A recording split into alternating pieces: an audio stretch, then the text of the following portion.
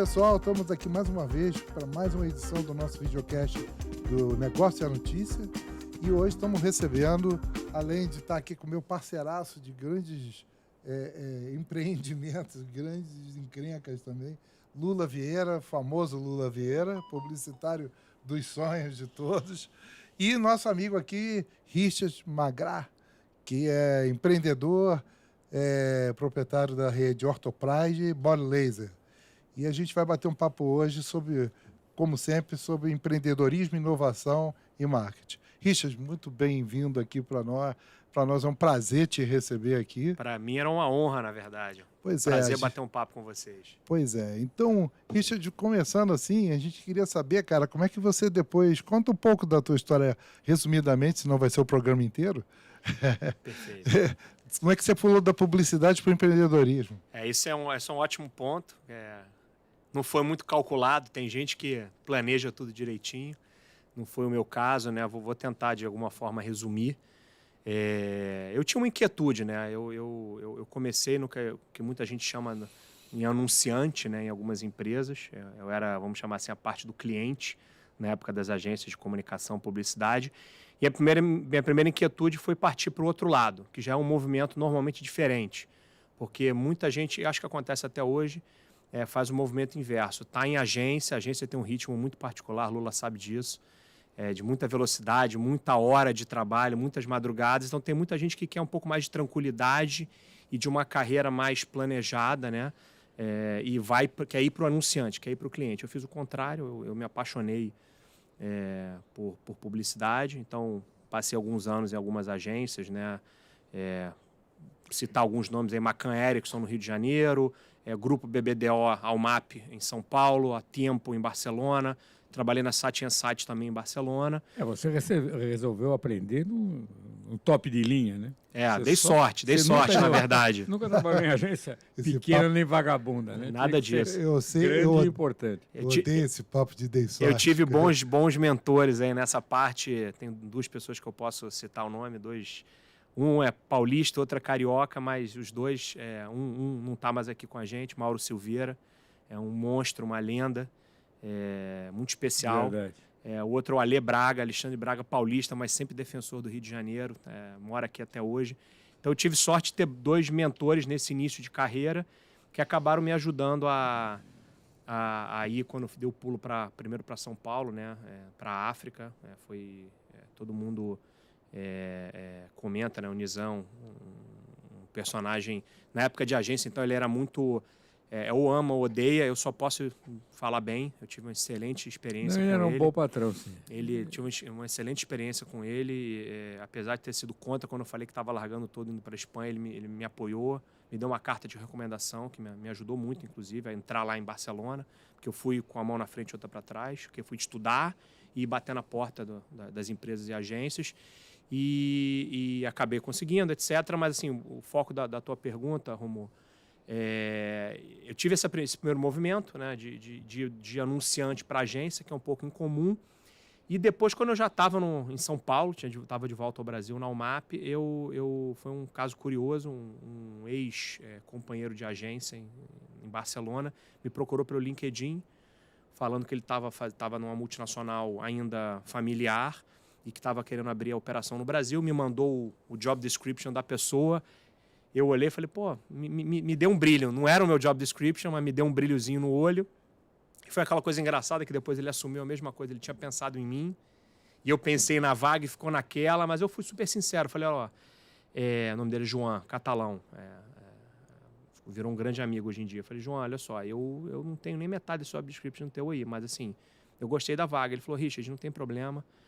O que a gente quer é uma pessoa de confiança e que vai mexer com o nosso dinheiro. E num ambiente duvidoso, né? Infelizmente, quando a gente fala de América Latina, todo mundo quer investir estrangeiro, ou europeu, americano, etc. Tem essa dúvida. Ele falou, a gente é um cara de confiança e eu tenho certeza que você é esperto. Você vai almoçar com um, jantar com o outro, vai parar para pensar, ler e tal, e você vai conseguir. E foi isso que aconteceu. Acabou com esse pulo, essa mudança que eu acho que abriu um pouco. Eu tinha uma inquietude lá no fundo, uma segunda, né? Primeiro foi de um lado do cliente para o lado de agência, e agora era uma inquietude naquela época de de ter um horizonte, não ser um profissional só de marketing / comunicação, ter uma atuação um pouco mais ampla, e foi uma oportunidade, né? E mexer com tudo. Era um negócio muito complexo, né? Uma multinacional que hoje em dia na Europa já faz parte da Nestlé, foi vendida para a Nestlé, mas a gente era uma empresa que vendia um tratamento médico que tinha produtos, né? Não era só serviço, era um produto acoplado a uma série de serviços multidisciplinares, produto importado, call center de venda, área de vendas que batia na porta de médicos, tinha tudo para se complicar e, ao mesmo tempo, para aprender. Então, eu acabei participando de todos os ciclos que eu acho que um empreendedor, de certa forma, pode passar, desde o início, assim, ter muita dificuldade, trilhar alguns caminhos mais longos, vamos chamar assim. Primeiros 2 anos do negócio foram difíceis, depois o negócio começou a dar certo, crescemos bem, atingimos um nível de faturamento interessante, aí na casa aproximadamente uns 20 a 25 milhões de reais ano de faturamento, e de um ano para o outro, foi de números aproximados, né? De 8 para 20, de um ano para o outro, e coincidentemente o negócio foi comprado mundialmente por um fundo de investimento. Quis passar por essa oportunidade também de ser um executivo, não era sócio do negócio, nada, ser um executivo com um fundo por trás. Foi uma escola também para mim. E em um determinado momento, depois desse ciclo de 7 anos, tocando todas as áreas, né? Eu tinha, obviamente, um time nota 11 até, porque a gente não tinha tanto recurso, mas conseguiu formar algumas pessoas-chave. Mas, assim, acabava que foi tudo. Foi desde tocar um financeiro que passou por auditorias de Big Four, né? E passou por auditorias, desde a montagem de área comercial, desde a parte regulatória. Então, assim, foi me dando uma experiência um pouquinho de tudo. Mas depois de um tempo, eu achei assim, já está bom. Eu comecei a pensar um pouco diferente dos novos sócios da empresa e recebi um convite para na verdade, assumir uma posição importante na empresa que eu estou atualmente, que é Orthopride. A Body Laser não existia ainda. Orthopride, para dar um briefing mais rápido, é uma empresa familiar, tem 15 anos, tem um fundador principal. A sede né? aqui? A sede é no Rio de Janeiro, empresa que começou em Volta Redonda, na verdade. E faz franquias de ortodontia estética, né? Então, assim, vai fazer 4 anos agora. Foi, na verdade, um movimento, né? A empresa era 100% de 3 empreendedores, e ela foi vendida para 2 grupos importantes. Depois eles acompanhavam um pouco a trajetória da empresa. A empresa não crescia todos os anos 2 dígitos, e, em determinado momento, eles venderam uma parte da participação para 2 grupos importantes de investidores, e aí esse grupo me convidou. São vocês que botam aqui no celular cada coisa que eu quero comprar ou ver, diz, você vai se surpreender o preço de uma dentadura nova? São vocês? Não, né? A gente não mexe com dentadura. Tem um chato que me persegue. Deve achar que eu sou um banguela, porque eu não consigo fazer uma consulta que não esteja dizendo... Vamos ver se a gente negativa isso aí, já esse anúncio aí. Depois diz que o algoritmo não falha. Exatamente. Mas vocês fazem aparelhos ortodônticos? A gente faz aparelho ortodôntico, né? Desde o mais tradicional, que a gente tem um nome técnico de bracket, o aparelho de ferro, até o alinhador transparente, né? Que é um produto mais moderno. Aí a gente... Plataforma, implante, essas coisas, também está dentro do teu escopo? Plataforma de influências? Sim. De implante? Não, implante não. Implante não. A gente faz o que a gente chama de ortodontia, que são só os aparelhos. Entendi. A gente faz clareamento, limpeza, raspagem de tártaro. Então, assim, é um pedaço da odontologia, mas que lá atrás a gente identificou que só isso já era muito rentável para se montar um negócio e, mais importante, era um pouco menos complexo para franquear. Então, Você já chegou com a ideia da franquia, então? Não, ela já existia. Ah, né? ela já era uma franquia. Não, ela já era uma franquia, já. Uhum. A franquia tem 15 anos, eu entrei há 4 anos atrás. Meu objetivo lá, quando eu fui convidado para entrar, tornar parte do time de gestão, era fazer vamos chamar assim, uma nova momento do negócio. Era um negócio que era 100% familiar e que tinha acabado de ser adquirido parcialmente por 2 grupos de investidores muito importantes e precisavam de alguém para ajudar nessa evolução da gestão para uma gestão, vamos chamar assim, mais corporativa. E só que, assim, como tudo na vida, nada, às vezes a gente planeja tudo, é tudo diferente. A gente pisou lá, chegou a pandemia. Mas quem é o teu consumidor? O teu consumidor é o consumidor final ou eu tenho dois clientes. Eu tenho o franqueado, né? Hoje em dia a gente tem para Não, sim, ele vende para quem? Ele vende para o público final, tá? O franqueado, ele tem o dentista como funcionário. Alguns são franqueados também, são dentistas, mas no geral são investidores, né? Pessoas que gostam, que a gente chama de economia real. Então, eu tenho muito grupos de investidores que investem em bolsa, que investem em outras marcas de consumo e também gostam da área de estética, né? Sim, mas você tem o quê? Você tem qual é a como é que você chega no consumidor final? É via dentista? Via as clínicas do Orthopride. A Orthopride tem 207 clínicas no Brasil, né? A gente é muito forte, especialmente no estado do Rio, São Paulo e Minas. Os outros estados a gente tem presença, mas ainda tem muito espaço para crescimento. E a gente chega de várias formas. A gente tem desde o trabalho da própria clínica, né, que tem a sua área comercial, que faz os seus, vamos chamar, eventos de captação locais. E a gente na franqueadora, né, eu estou numa posição na franqueadora, a gente desenvolve também investimentos e ferramentas para ajudar o franqueado a vender e reter o paciente, né? Falando um pouco de transformação digital e inovação, por exemplo, de mais ou menos uns 2 anos para cá, a gente mudou muito o escopo do fundo de... É muito chamado de fundo de publicidade. Para a gente lá é fundo de marketing, né? Claro. Fundo de growth, até para usar uma palavra mais nova ainda.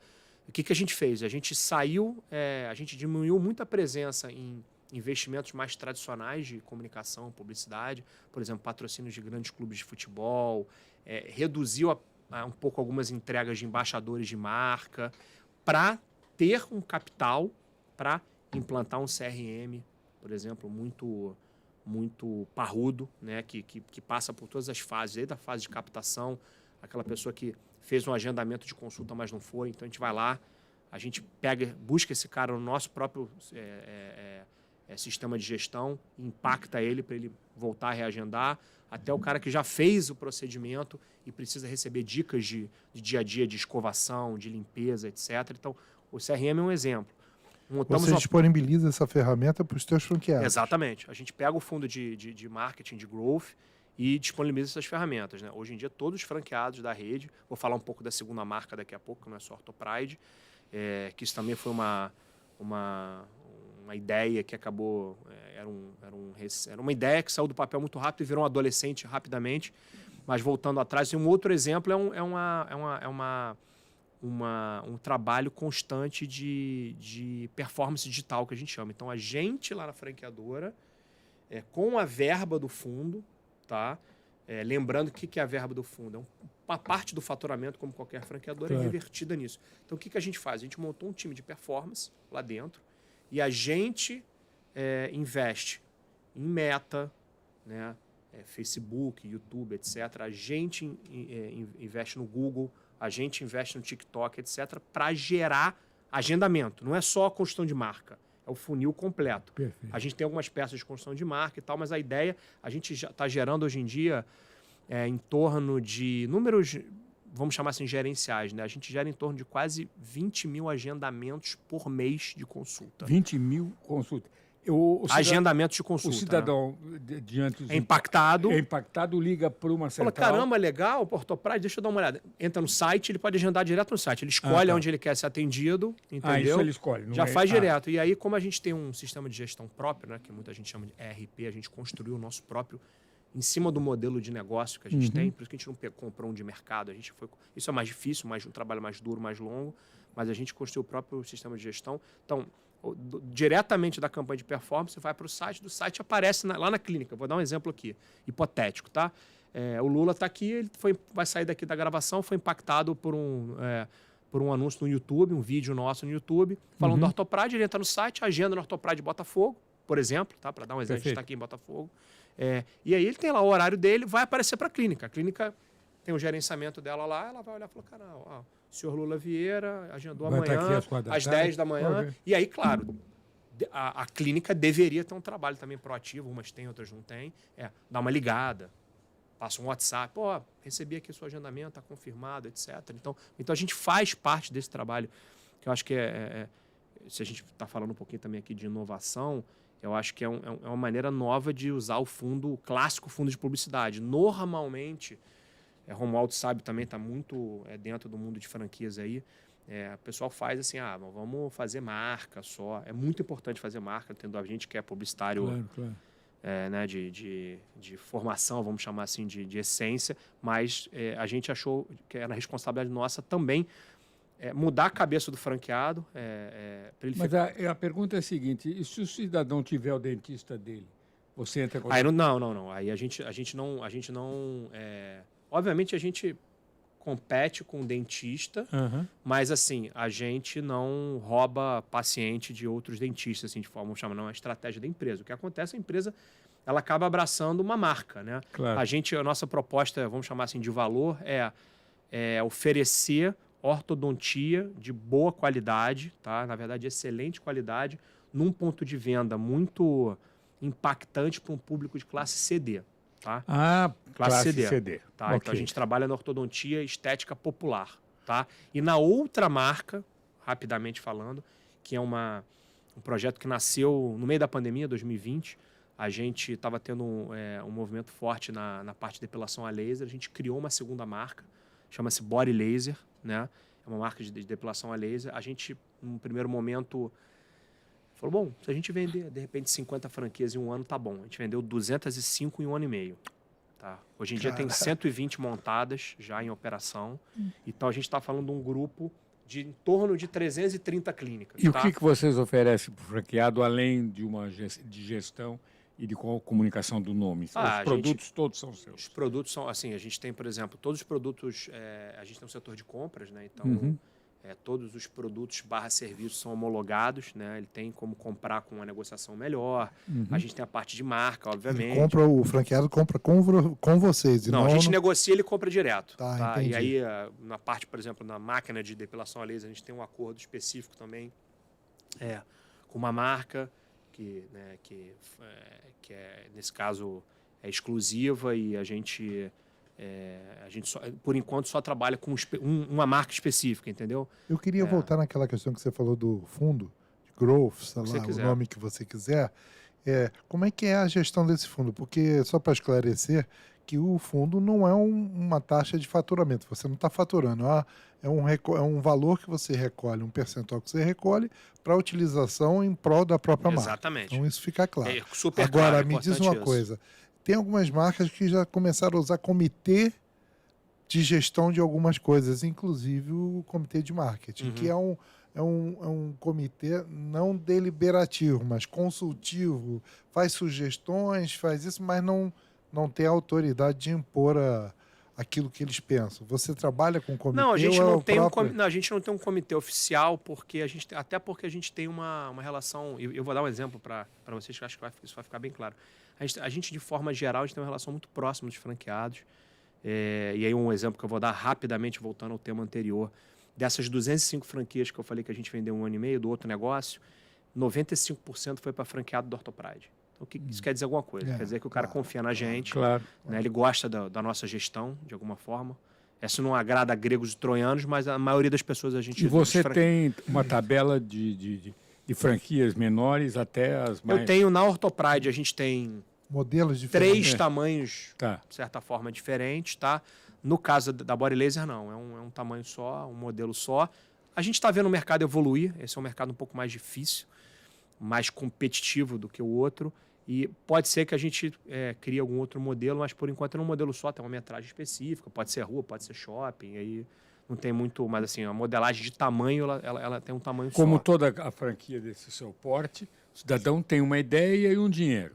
Vocês ajudam na escolha do local, da montagem, na fornecedor. A gente já tem as regiões disponíveis, ajuda a escolher o ponto, a gente já sabe quanto é o máximo que ele pode gastar de aluguel, a gente acompanha a obra, existe uma empresa homologada de arquitetura, tem um time que a gente chama de um time de campo, engenheiros de processos, que acompanha a obra faz o treinamento junto com o time comercial, com o time de marketing, etc. Faz a abertura da unidade. Por exemplo, esse mês a gente tem 3 inaugurações no Orthopride.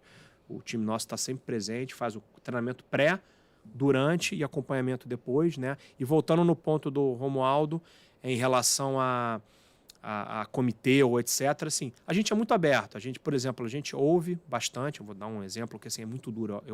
Vamos chamar assim, eu aprendi isso com o fundador da marca, né, o sócio principal ainda no negócio, Alexandre Soares.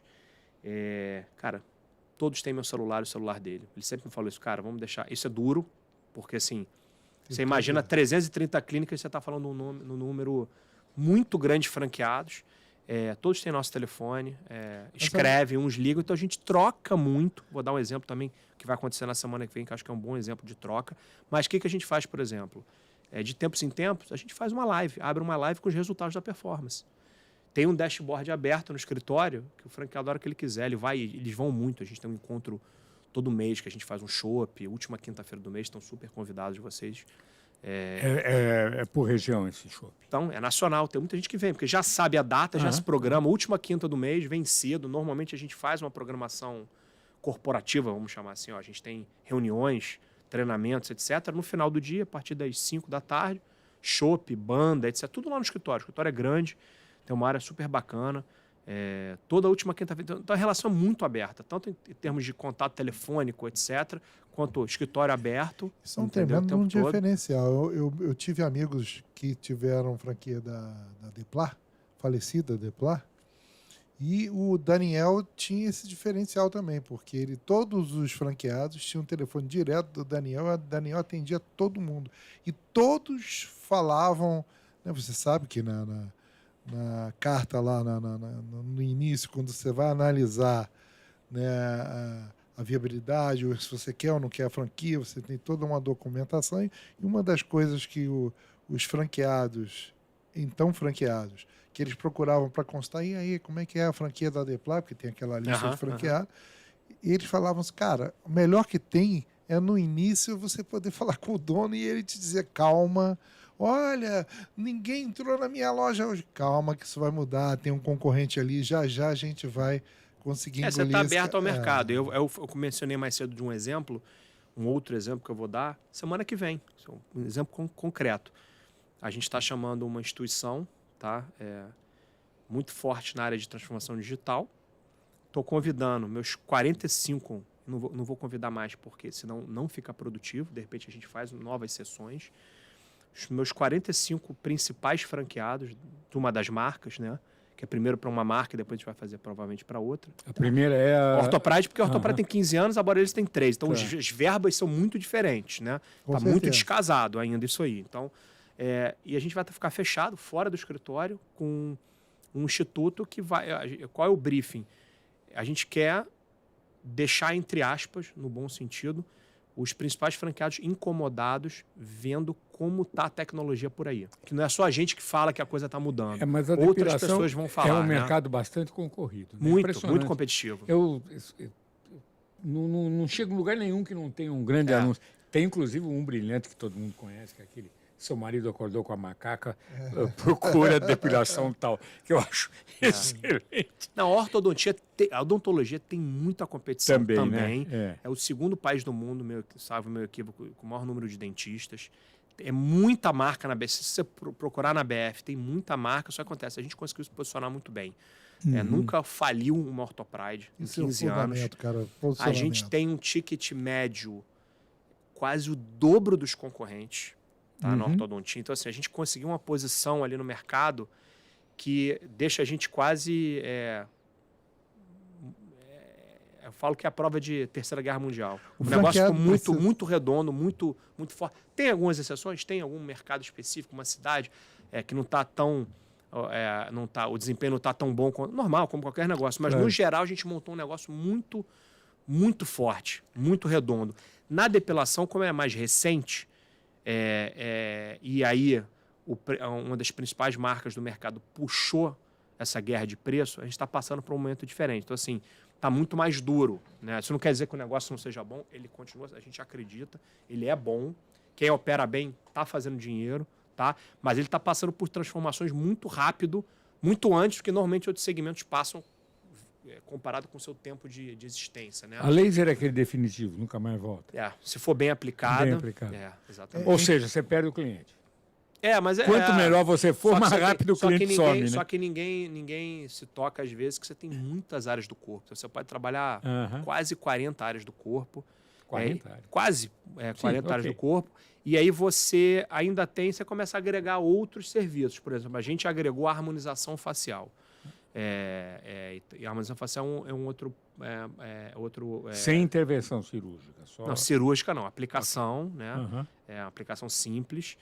Também na mesma dinâmica que quando a gente pensou lá atrás em fazer odontologia, ortodontia, que a gente foi por ortodontia, que eram menos serviços, mais tranquilidade para o franqueado operar, a mesma coisa. Na harmonização facial a gente faz poucos procedimentos, mas procedimentos que já fazem muita diferença para o consumidor e já são rentáveis para o franqueado. Então, assim, a harmonização, por exemplo, se você fizer bem feito, é um serviço que você fica 10, 20 anos com o cliente.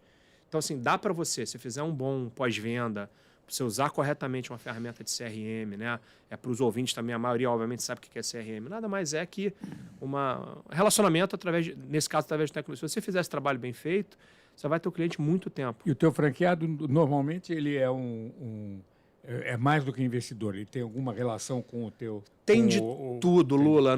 Não dá para estereotipar. O que eu posso dizer, assim, que é um pouco mais padrão, talvez, né? E a gente sempre... busca mudar, né? Porque é isso, né? Tem que estar todo tempo se oxigenando. Hoje em dia, a grande maioria é um investidor homem, tá? Eu diria que de 50 a mais. A body laser já tem um pouco mais de mulher, mas assim, no geral, a maioria é homem, 50 a 55 mais, tá? E tem um pouco de tudo. Tem desde o dentista, que era funcionário de um franqueado. Aí quando aquele franqueado abriu a segunda, ele ganhou um pedacinho ali e foi. Hoje em dia tem um caso de um dentista que tem mais de 20 operações, tá? Um homem de negócio, super bem sucedido. Desde grandes investidores que têm outras marcas, que têm posições fortes dentro isso que eu ia perguntar. Existe? De bolsa, tem tudo. Tem tudo. Tem todo tipo de... Tem vários... Tem o que tem mas a grande maioria tem pelo menos 2 ou 3 operações. Não precisa ser dentista. Não, de forma alguma.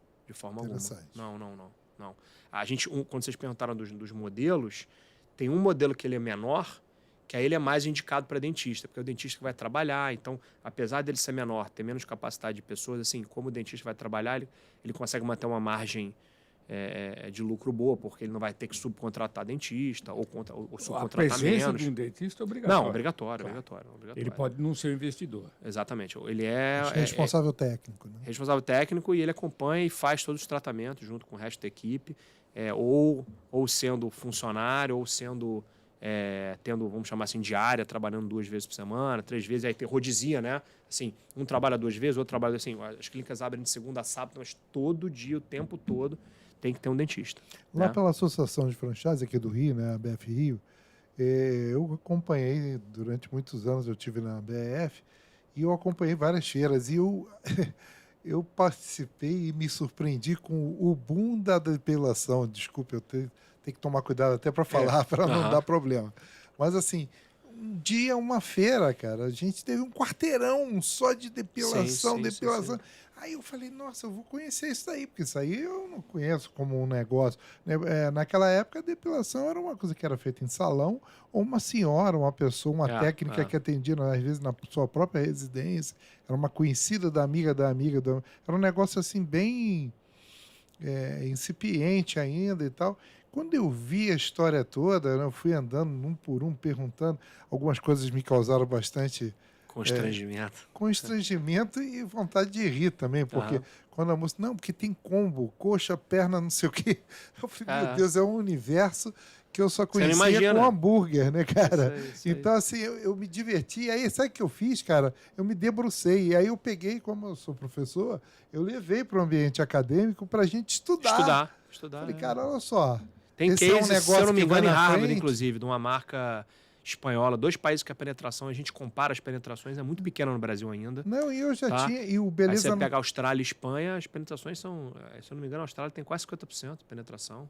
Ou seja, na população, tem muita. 50% das mulheres fazem depilação. A gente... Falar nisso, eu falei mulher agora sem querer. Tem depilação para homem também? Claro, Sim, com certeza. normal, Esse é mais um Esse é um estigma mercado que a que gente cresceu, tem que... né? Pois Que a gente tem que trabalhar também isso, né? As marcas do segmento, algumas trabalham, outras não, mas assim, ainda é muito pequeno. Todas as marcas, a maioria, tem em torno de, no máximo, 15%, acho que nem 20%, tá? Do faturamento masculino. total. Uhum. Normalmente é 10, 9, 8 por aí. Então, tem muito para crescer. E o segmento de beleza é um segmento que o homem Cada vez mais, cada vez... Você vai perdendo a já vergonha de se Já era cuidar um um pouco segmento mais bastante e tal. expressivo. O Brasil, a nível mundial, é uma referência no segmento de beleza e tudo, cuidados, enfim. E aí, como eu estava falando, no terceiro ano de feira seguida em que apareceu a depilação, foi a grande surpresa, né? Que os atendentes dos estandes já eram homens depilados. E aí, um era por cara da academia, era bodybuilder, o outro era atleta, até os jogadores de futebol, todos se depilam, perna, essa coisa, peito. Aí o nadador, que já é uma coisa mais tradicional, enfim, no segmento aí esportivo, isso já é natural. Mas você começa a ver a questão mesmo de vaidade, Com outras certeza. coisas. E a gente vê, assim, numa faixa etária também, não dá para generalizar, mas uma faixa etária média, a garotada de 20 anos aí para baixo já é bem normal. Há alguns anos. Homem e mulher. Há vários anos atrás, uns 10, 15 anos, eu participei como consultor de uma pesquisa internacional onde se descobriu que uma das poucas coisas que o Brasil tem de imagem lá fora é tratamento de corpo, de pele, etc. O simples fato de ser brasileiro já puxa isso, né? Já puxa, quer dizer, é um dos poucos casos onde nem café, por ser brasileiro, tem alguma vantagem só pelo fato de ter origem aqui no Brasil. Já o tratamento de produto ligado a corpo, você tem uma imagem, uma boa imagem no mundo inteiro. Essa pesquisa foi feita pelo Demasi, eu fui um dos consultores, e foi muito bacana. Depois, é claro que o Brasil já cuidou de esculhambar com isso tudo, com inteligências sendo eleitas com cabeça muito boa para depilação, principalmente. Então, eu não sei agora como é que está essa imagem brasileira, mas vocês podiam pensar no exterior, porque naquele tempo, o simples fato de ser brasileiro já poderia significar... Então a gente pergunta, né? E aí, vocês vão para Portugal? Portugal, Estados Unidos, assim, o nosso pensamento lá é que a gente ainda tem muito espaço aqui no Brasil, primeiro, fazer bem feito. A gente tem alguns objetivos aí bem claros, aí de pelo menos estar com... a gente está em 23 agora, né, até o final de 26 está com pelo menos 500 operações das duas marcas rodando bem. 500 em cada uma. 500 no total, rodando bem. A gente quer ter menos e melhor. Nosso posicionamento é esse, né? Você sempre um pouco menos, não sair abrindo de qualquer jeito, tentar ter um pouco de controle.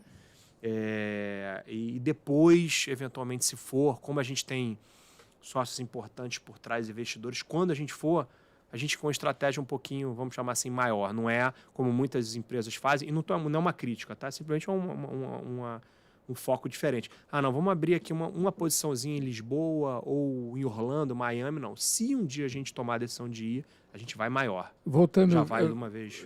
Só para eu entender melhor, os produtos que você trabalha em ambos os casos, mas muito mais na depilação, eles são embalados com sua marca, eles têm a sua marca ou pode ser uma marca universal? Não, são marcas importantes. Importantes, tá, okay. Sim, mas não, acho que estou tentando lembrar aqui. Nenhum caso é a minha marca, não. Eu tenho a marca do negócio, né? Sim. E aí eu tenho lá o kit de higienização com uma empresa de primeira, por exemplo, né? Na parte da ortodontia e odontologia. Tenho na parte de depilação laser, a máquina é o nome. A gente até tem a gente envelopa para ficar, até para ser uma peça, vamos chamar de marketing, com a nossa marca, mas ele é de um fabricante. A cadeira odontológica é de um fabricante. Importante, assim, tudo, na verdade, a gente embarca marcas de primeira. Endossam, né? Endossa, exatamente. Que ajudam a endossar o nosso trabalho. O Lula né? usou o termo inteligência agora. Eu queria voltar um pouquinho, assim, como é que é a adoção de novas tecnologias? Como é que vocês Perfeito. estão enxergando essas opções todas, que algumas estão vindo, umas já estão sedimentadas, como é o caso do CRM, né? E agora a gente está ouvindo falar, a gente já fez aqui vários programas que acaba, roda, a gente cai na inteligência artificial.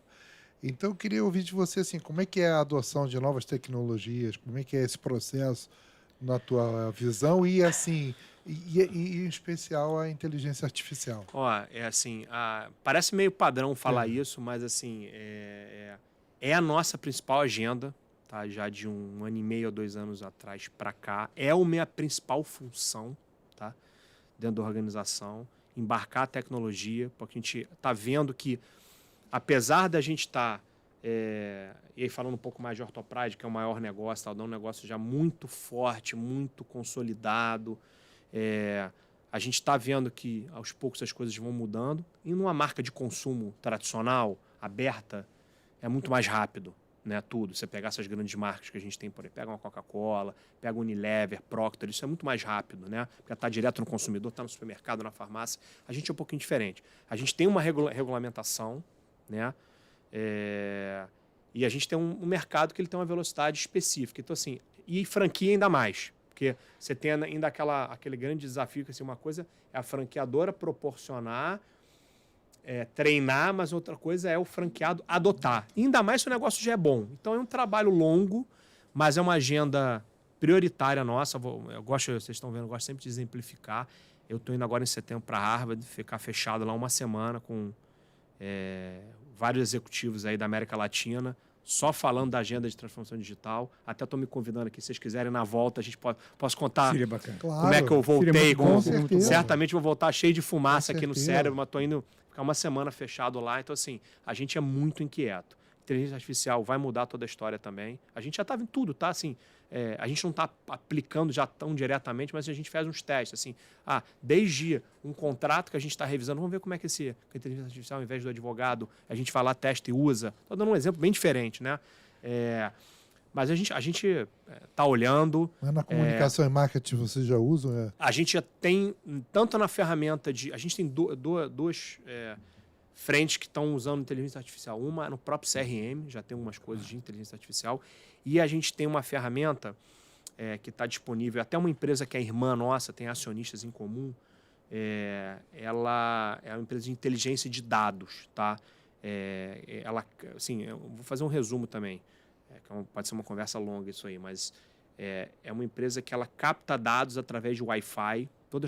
Ou a maioria das nossas clínicas, não todas, mas a maioria tem Wi-Fi aberto. A partir do momento que a pessoa entra no Wi-Fi, se ela der OK, a gente capta esses dados, higieniza a base, vê se o telefone está certo, consegue ver o comportamento de consumo dela. Então, assim, a gente já está aplicando inteligência artificial, tá?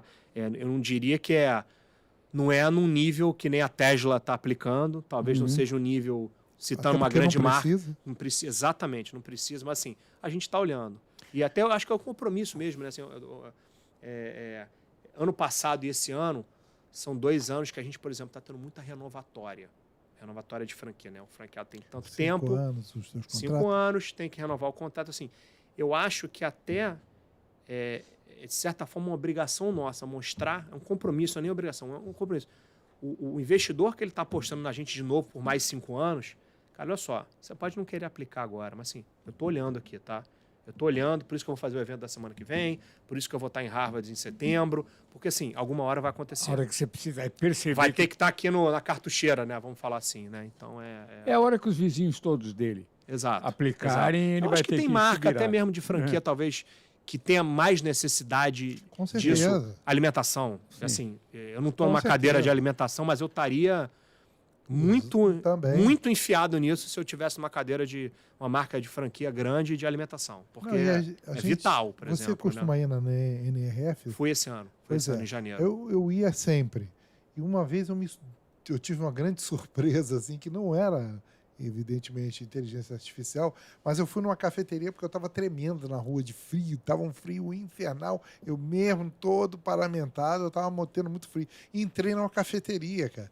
E os atendentes eram orientais, eu não sei muito bem de onde. E eu acho que coreano. E aí, eu pedi um chocolate daquele turbo grande, o mais quente possível. E, cara, quando veio, eu fiquei pasmo. A espuminha de cima tinha o meu retrato, cara. Tinha meu rosto. Cara, é uma besteira. Uma mas customização maravilhosa, impacto e o enorme. Aí Exatamente. eu falei, conversar com o cara, e o cara não queria me contar como é que era. Tem uma câmera escondida aqui em algum lugar, né? Eu falei, você não teria que pedir autorização, tudo. Ele falou assim, o impacto que eu causo Já resolve. que eu causo já resolve. Já te vai dar um sorrisinho de canto de boca que você vai ficar feliz, encantado. A minha vontade encantado. era pegar aquela caneca, Eternizar entrar no aeroporto e vir sentado cuidadosamente para mostrar no Brasil que isso nem se pensava Mas em você fazer. fotografou. Fotografei, Então, mas naquela época... É o que eles querem. Você falou da NRF, assim, para mim, eu fui esse ano, nunca tinha ido. E foi pós-pandemia e tal, acho que estavam uns 2 anos que não tinha tido, ou teve no ano anterior e foi pequeno, não sei. Foi muito bom, foi muito bom. Eu não sei se é uma coisa que, para mim, pro meu segmento, precisa ir todo ano, tá? Mas foi muito impactante, acho que teve aprendizados importantes. Quais os veículos você está usando atualmente de divulgação da marca, não de caso a caso? O que você faz? Todas as marcas do Meta, né? Aqui você está falando de YouTube, Facebook, especialmente, Google, TikTok, tá? A gente tem alguns embaixadores, vamos chamar de veículo, né? Tem embaixadores de marca, né? Eu tenho na influência, os grandes que dão a cara na marca, né? A gente tem no caso do Orthopride, o Caio Castro e o Gabriel Medina, né? No caso da Body Laser, a gente tem a Thaís Araújo, né? Excelente. Porque foi até contando rapidamente a história, qual foi a ideia da Thaís? A gente, quando a gente entrou no mercado, era a única marca em que todas as franquias que abriam, já abriam com uma tecnologia de depilação para todas as peles, tá? Tinham outras marcas que poderiam fazer isso, mas nenhuma marca se posicionava dessa forma, tá? E até hoje não se posiciona. Então a gente entrou como Body Laser, depilação para todas as peles. E a gente achou que ninguém melhor para lançar a nossa marca, qual que é a sua a Thaís intenção Araújo. com esse slogan? É mostrar que você a única serve para todo mundo? Ou você tem... Porque todas as marcas que já existiam não trabalhavam pele negra. Então, essa foi uma sacada. Entendeu? Então, Brilhante. Então, chamando de veículo, eu tenho como veículo também os embaixadores de marca. A gente já fez, assim, algumas mídias mais tradicionais, mas assim, a gente não é, Lula, assim, quando você... Né, a gente volta para o universo das agências, assim... a gente não é um anunciante gigante, então você tem que saber muito bem onde eu vou dar o tiro. Né? Tem que dar o tiro sniper ali. De vez em quando eu faço alguma coisa, a gente já fez alguma coisa de mídia exterior, fez algumas veiculações em momentos importantes em jornal, para pontuar vitórias nossas ou momentos importantes. Assim, patrocínios mais voltados na área social, alguma coisa assim? Ação social a gente tem, ação social especialmente com a Orthopride. A gente faz uma série de comunidades, fazer trabalho de higienização bucal, conscientização. Na época que a gente estava junto com o Flamengo, a gente tinha um projeto bem bacana junto com eles, que a gente tinha uma série de comunidades. Hoje em dia a gente faz por nossa conta também, mas a gente tem alguns projetos, sim, de conscientização e execução realmente de limpeza, etc. Né? E me diz uma coisa... como é que é a captação de novos franqueados? Como é que é feito esse trabalho? A gente está, vamos chamar assim, a gente está inaugurando um novo momento, porque eu acho que a gente aí é muito tem que dar os parabéns aqui, vamos chamar ao vivo, para o nosso sócio, meu sócio fundador do negócio, Alexandre Soares. É o que ele melhor faz. Esse tempo todo que ele está no negócio, ele vendeu as franquias basicamente. Obviamente tem um trabalho por trás de uma série de pessoas e tal, mas assim, ele trouxe amigos, conhecidos, familiares, etc., que foi virando, como o negócio é bom, boca a boca, foi vendendo. E aí, tanto que teve aquele movimento que eu comentei com vocês há pouco, que quando a gente abriu a segunda marca, 95% das 205 franquias foram de pessoas que já estavam na casa, tá? E o que a gente acha é assim, para o que a gente quer, ou seja, a gente nunca teve uma estrutura de investimento em expansão, assim, uma linha reta. Todo ano a gente vai participar de várias feiras, ou a gente vai ter uma equipe enorme de executivos de expansão. A gente nunca teve isso. A gente sempre vendeu para o nosso ecossistema com uma estrutura muito pequena. E para vocês terem uma noção de números, além dessas 300 e poucas operações montadas, a gente já tem em torno aí de 120 franquias já vendidas que não estão montadas. Então, assim, a gente já alcançou as 500 em relação à Quer venda. dizer, está em fase de montagem. Umas estão em montagem, tipo aquelas 3 que eu comentei que vão dar ortoprática, outras por causa da pandemia segurou. Então, assim, mas por que eu estou falando que a gente está numa mudança? A gente tem claro que eu acho que o famoso Friends and Family não é que está esgotado, mas ele é um fator limitador. Então, a gente especialmente para 2024 para frente, a gente vai montar uma estrutura maior de investimento, de venda de franquia para outras pessoas. Vocês têm alguma que a gente exigência não- em relação à cultura a cultura negocial do teu franqueado? A gente tem, né? Porque eu tenho uma experiência... Primeiro é o olho no olho, para começar. Pois é, né? eu tenho uma Olho no olho experiência importante. engraçadíssima. Eu não vou dar o nome, mas era um cliente meu, multinacional, que começou a vender seus insumos para quem estava se aposentando na empresa. E até que um dia meu cliente, o meu amigo, o diretor da empresa, recebeu um franqueado dizendo: me tira daqui que eu vou matar um animal desse. Eles são chatos, reclamam de tudo. Eu era engenheiro, agora sou vendedor de balcão, eu quero matar. Quer dizer, ele não só perdeu a franquia, como a empresa gastou um dinheirão de tratamento sabe que psiquiátrico. Isso é surpreendente, porque, por exemplo, eu sou professor da Universidade de Petrobras, né? Então, cara, lá eu trabalho com sêniors. Então, são caras que estão ali há menos de 5 anos de se formar, Esse é um de público se maravilhoso. aposentar. Cara, aí o cara vai, olha só, vê bem, Petrobras, o cara está em final de carreira, assim, tá com um boi na sombra, né?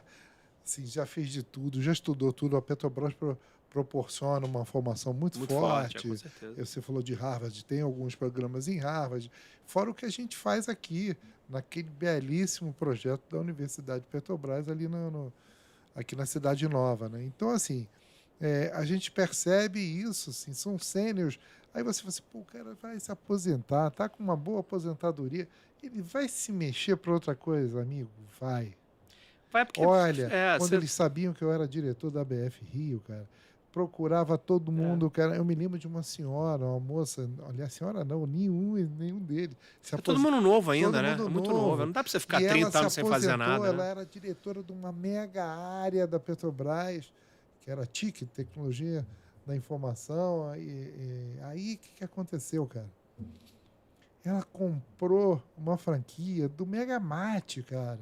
Ela foi acordar às 6 da manhã para estar lá às 7 para abrir balcão. Esse é o ponto que tem que ter uma conversa, porque é uma mudança de paradigma grande. Mas ela está feliz que você tem que não é ver. todo mundo que se encaixa, não. Ela já comprou a segunda. Então, esse é o tipo de público que a gente tem que trabalhar mais, por exemplo, na sua pergunta. Acho que a gente trabalhou um modelo muito, muito bem trabalhado, modelo dentro de casa, amigos e familiares, né? Friends and family. E acho que está num próximo momento, como a gente quer ter esse negócio durante muitos anos ainda, né? Décadas e tal, está no momento da gente partir para impactar, ainda mais para tentar estar mais nas outras regiões.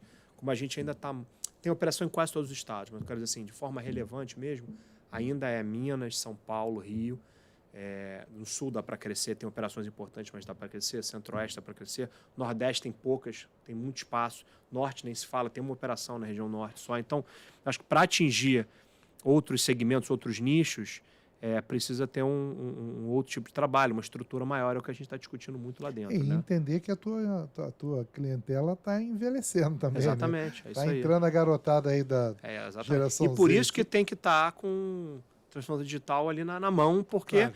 aquele investidor de eventualmente 30 anos, 35, ou mesmo filho de quem está, Isso. se ele olhar que é um negócio meio analógico demais, ele vai, a renovatória daqui a 3 anos, não vou renovar mais não, chega, vou botar o dinheiro em outra coisa, não vai comprar a segunda, a terceira, a quarta, então, por isso que a gente tem que ter essa inquietude, né? A questão do automóvel, você é de uma geração assim, um pouco anterior à minha, mas assim, a gente fazia contagem regressiva para tirar a carteira e dirigir. Com certeza, cara. não. Mas ainda peguei isso aí, 16 tá anos, louco. eu ia para Saquarema e ficava Era o no presente meu pai. de 18 anos, já tirar, pagar a autoescola e, pô, para... Pai, deixa eu dirigir aqui é Saquarema, que pode, cidade É. pequena, tinha umas coisas assim.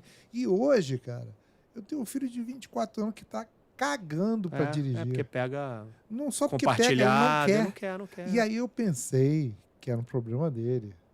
Falei, caramba, isso leva pro psicólogo. Brincando, mas é verdade. Até que eu, como lá em casa sempre isso é uma coisa muito legal. Lá em casa sempre foi o ponto de encontro dos meus 2 filhos. Todo mundo vai para lá dormir, encontrar antes de sair, aquela coisa toda. Eu tenho uma filha de 21 também.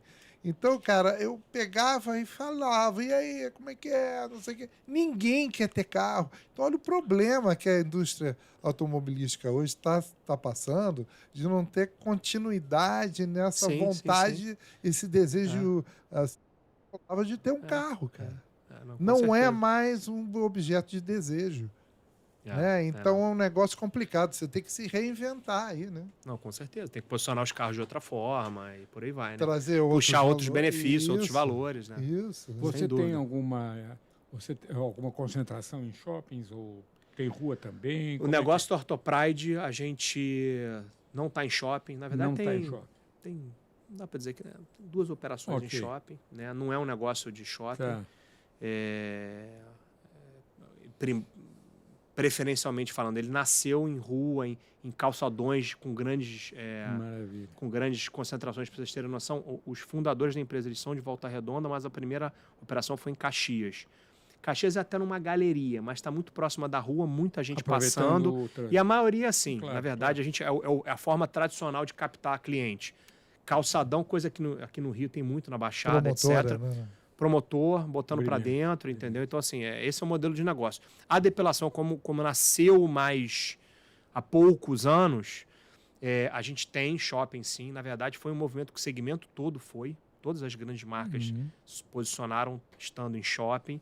Mas hoje em dia, a gente tem eu diria que a nossa concentração é 60-40. 60 rua, 40 shopping. Não Tá. impacta muito a rentabilidade? Por o isso aluguel também, da- por isso que... Não, mas antigamente não impactava. Mas como o mercado ficou muito competitivo, guerra de preço e tal, hoje em dia impacta, né? Antigamente não impactava tanto. Hoje em dia você tem que tomar muito cuidado com o custo fixo. E por isso que, assim, é um negócio que dá dinheiro, só que cuidando muito bem do custo fixo, né? Sim. Você, na questão de escolha de ponto, vocês têm um trabalho de já trazer pontos, já tem estoque, digamos assim? Então, estoque de Algumas- ponto não, mas Não. a gente tem estoque de regiões e a partir daí a Em gente começa a geomarketing, trabalhar. você faz um estudo Também, de geomarketing. onde você também, se habilita. também, Perfeito. Tem, Tá. tem. Porque tem algumas marcas que você chega lá, não, eu tenho uma loja aqui, Não, que tal. não. E Não quer dizer que não é ruim fazer isso, mas a gente ainda não faz. De repente, nesse novo momento de uma nova forma, outros canais de venda, franqueado, etc., pode ser que a gente entre com isso, mas nesse momento não. E aquele franqueado que é bom, tá satisfeito, sempre foi uma relação muito boa, mas o cara quer ir criar galinha. Estou dando um exemplo aqui. Como é que é repassar uma unidade pronta? A gente Você não vai tem. ao- Tem algumas marcas que tem quase que uma área disso aí, né? Área de repasse, tem meta de repasse. A gente Somente não alimentação. tem isso.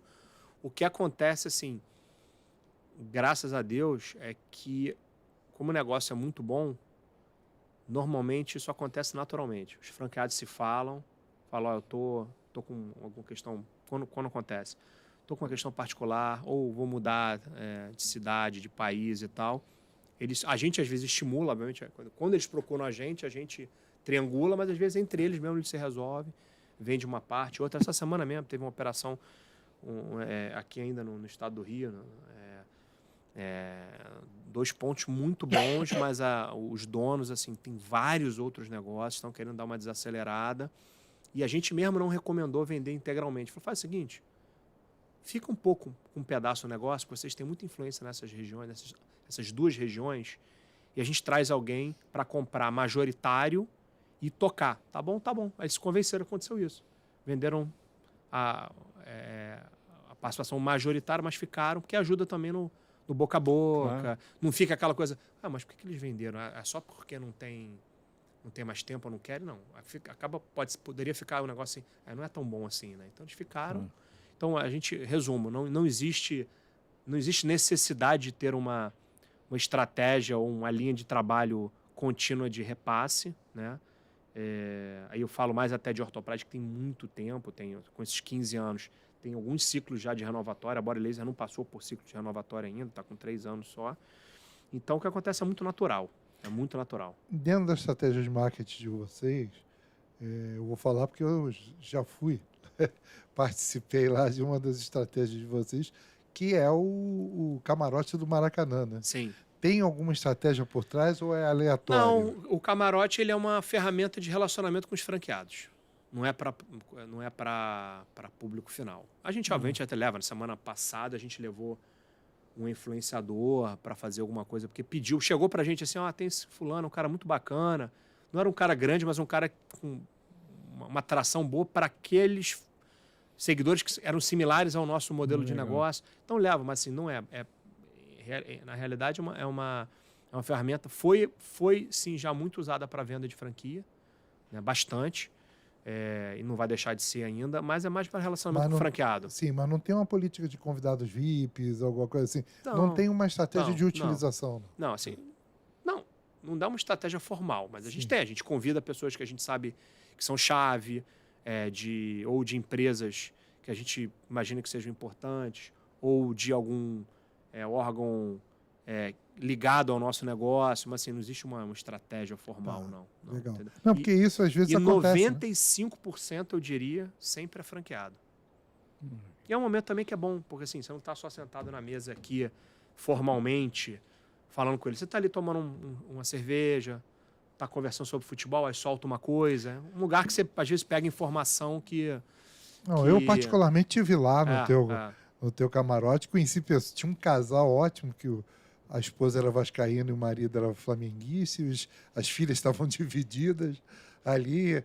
E essas vivências, essas histórias, são muito interessantes para você alimentar o teu... Não, com certeza. Não, é ótimo. E cria um outro tipo de relação. Acho que o pessoal abaixa a guarda um pouquinho. Modo, já estouramos o tempo. Sim. A gente fica batendo papo, mas nem assim, percebe. nem percebe. Né? Nem percebe. O Lula falou, eu vou contar uma história boa, que eu tinha que ter falado naquele momento, mas eu lembrei, voltando à história do empreendedorismo, voltando à história da sua origem, a nossa origem como publicitários, naquele momento vamos chamar assim, um momento marcante de deixar de ser um profissional talvez de comunicação / marketing, para empreender. Obviamente, naquela época eu empreendi com capital de terceiros, basicamente, mas foi quando essa empresa aqui, né, quando eu contei a história toda, as linhas de produtos eram produtos para obesidade e diabetes, né?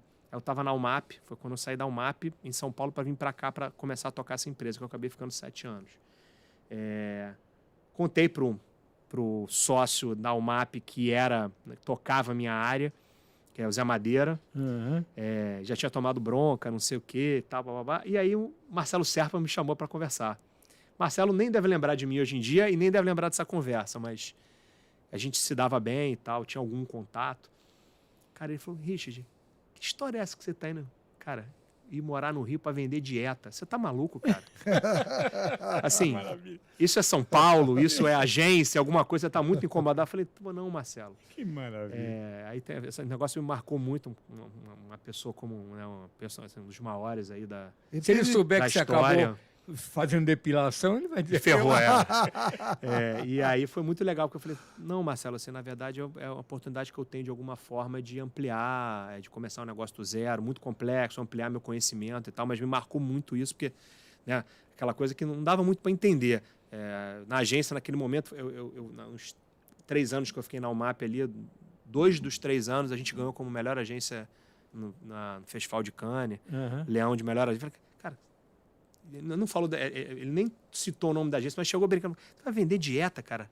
Isso é muita vontade de morar no Rio, né? Ou você está odiando a agência? Eu falei, não. Aí eu lembrei disso aí, não tinha falado no início. Vender dieta é muito bom. Me marcou muito isso. isso. Levar a empresa que tem uma seriedade enorme. Você não passa de um vendedor de dieta. Ele falou, cara, isso aí é muita vontade para voltar a morar no Rio, né? Eu falei, cara, pior que não é, viu?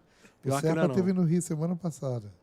Eu vi outro que é um monstro aí também. Uma postagem que causou alvoroço. Uma classe, uma que ele chegou sem avisar ninguém. E o Fábio postou, eles dois abraçados e tudo. Aí todo mundo do mercado foi lá postar, e aí, não sei o quê. Postagens engraçadíssimas. Assim, eu vi uma tradicional publicitária do Rick, botou assim, nossa, vocês já estiveram melhor arrumados, hein? Melhor Tá todo mundo vestido. tranquilo agora, É né? isso aí. Querido, pô, muito obrigado. Foi Aquele ótimo. convite para você depois conversar com a gente, contar a tua experiência de Harvard, já está de pé, a gente volta a Não. marcar.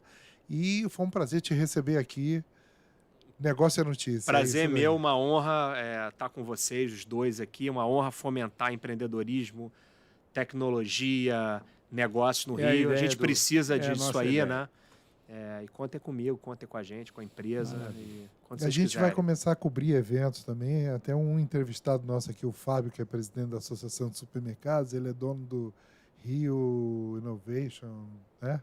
E ele convidou, vai disponibilizar um espaço para a gente lá na feira, Pô, que bacana, em outubro, hein? Bacana. para a Parabéns, gente parabéns. entrevistar, para a gente escolher entre os 2.000 palestrantes quem a gente vai querer entrevistar. Então vamos fazer ao vivo de lá. Pô, muito legal. Né? Bacana. Obrigado pelo Muito convite, estou à obrigado. disposição. Foi Viu? ótimo. Valeu, um abraço. Um abraço.